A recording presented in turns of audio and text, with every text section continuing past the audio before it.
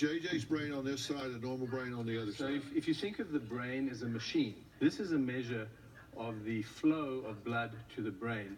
A normal brain in a right-handed person should have dominant activity on the left. Now, the red represents good function, more. Blue and black mean less.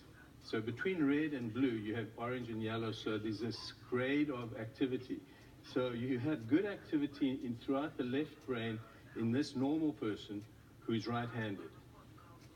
You can see that in JJ, just immediately, that there's much less red activity. The engine is not working. Let's take a look at this, which is the brain at rest.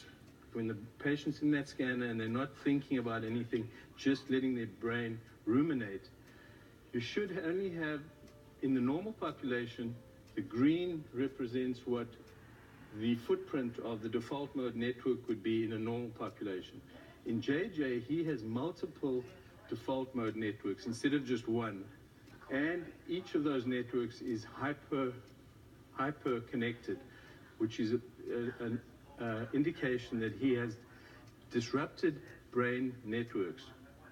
And this means that the computers in the brain, many different computers hooked to each other, the computers are just not talking to each other. This indicates, because this yellow should be not visible, this should be smaller than what we have green, which means the default network is disrupted. His networking is not right. Let's go back to the image right before this.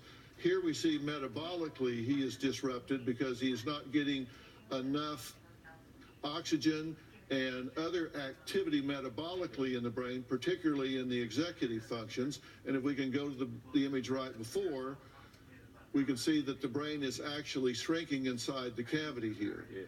So the brain is shrinking, the metabolic activity in the brain is shut down, and the networking in the brain is disrupted. Okay, let's have a seat, because I have a very important question for you, and this is what you guys need to be really interested in.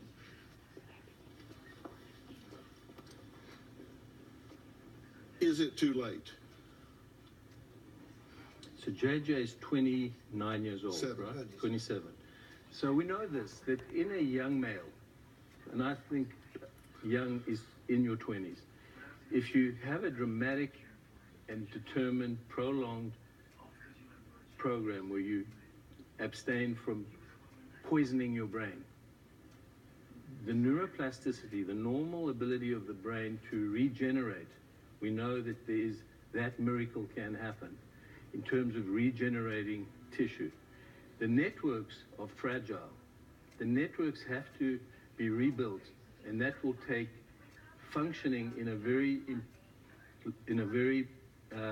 intensive program to re-establish the correct lifestyle habits and also mechanical functions of a productive life. Otherwise, those networks won't come back together again. So if he stops this at this point, if he stops putting these toxic poisons in his brain, it can regenerate, and he can regain a substantial amount of this functioning.